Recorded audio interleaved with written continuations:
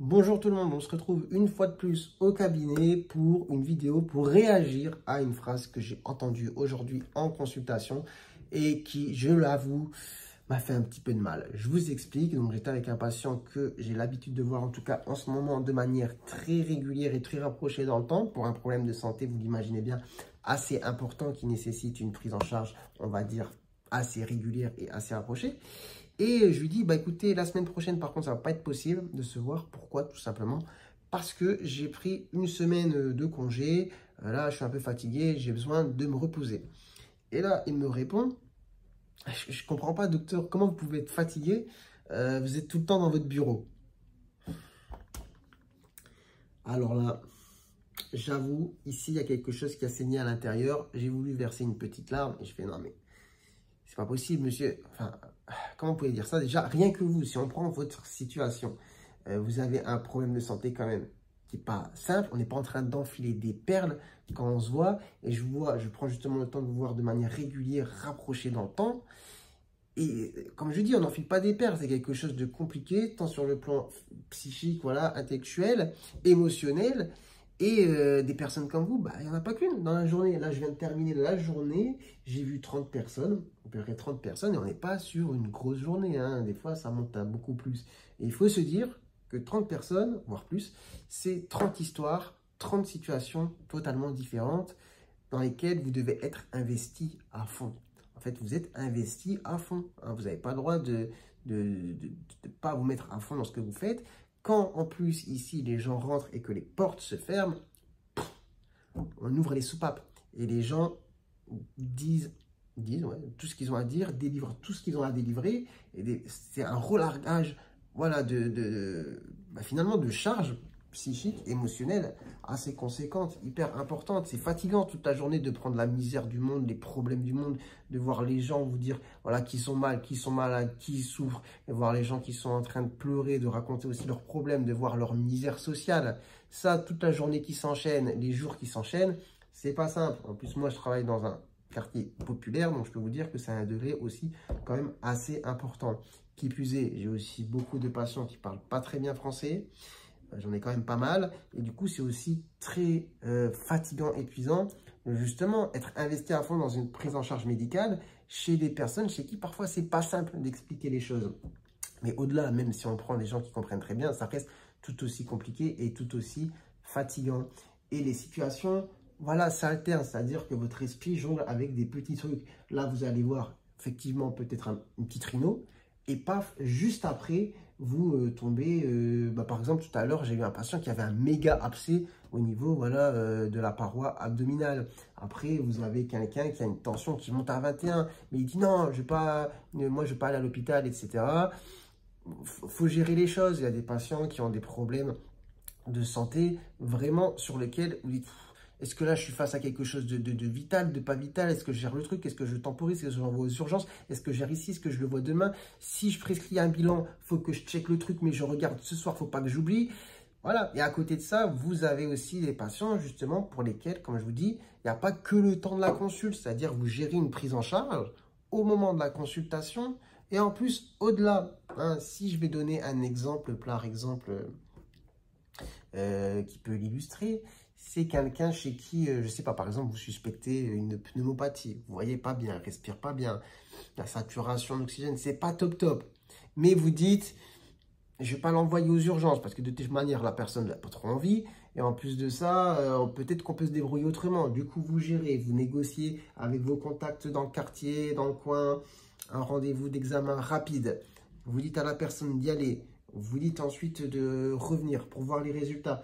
Donc tout ça, ça se fait en plusieurs temps, en sachant qu'il y a les autres patients, évidemment, dans la journée. Et après, il faut toujours avoir les choses en tête. Il ne faut pas oublier de regarder les bilans que vous recevez, de ne pas passer à côté de quelque chose d'important. Et comme je vous l'ai dit, de gérer tout simplement les patients qui se livrent, qui se déchargent. Parfois, il y a des patients très compliqués, voilà, qui sont aussi très demandeurs de plein de choses qui ne sont pas forcément utiles. Il faut être des fois, on est dans un travail aussi de négociation.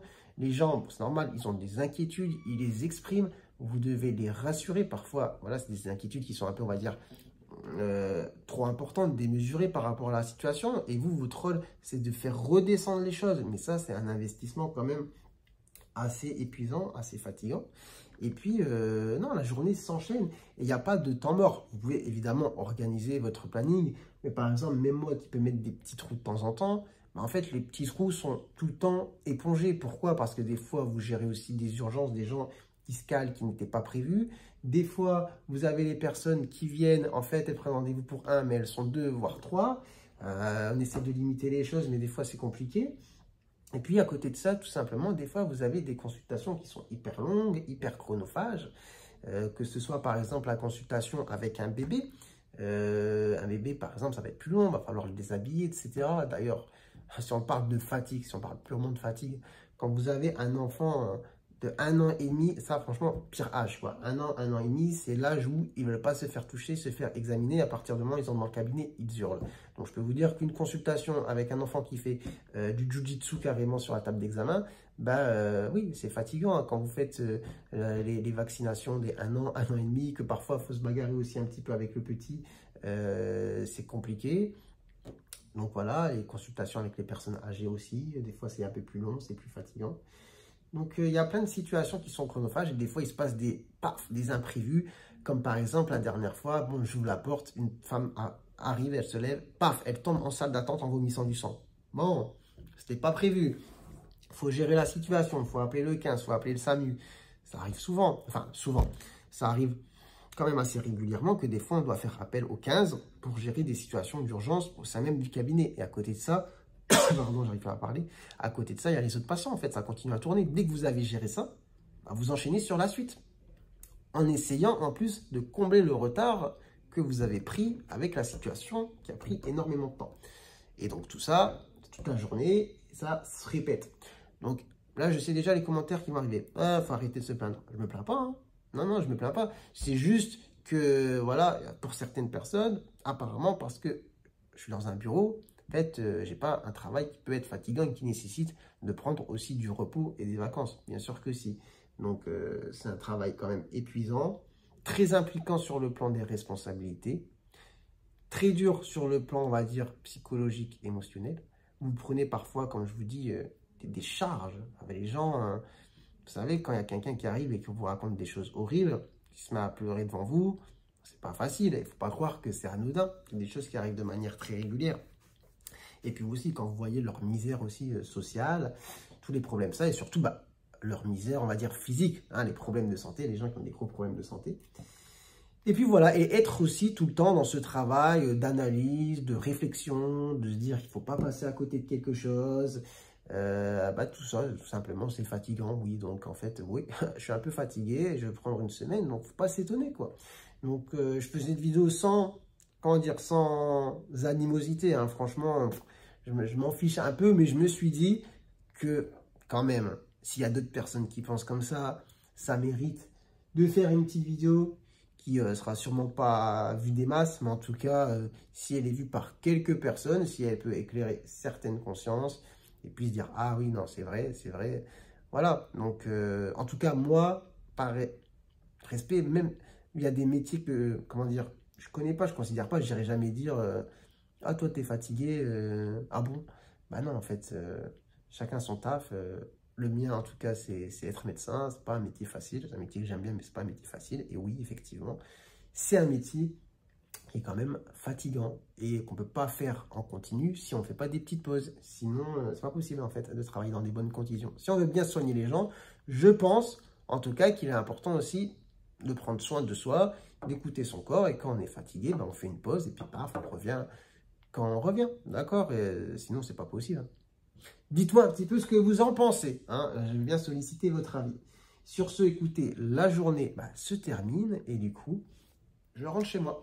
Allez, je vous dis à très bientôt pour de nouvelles vidéos. Ciao, ciao.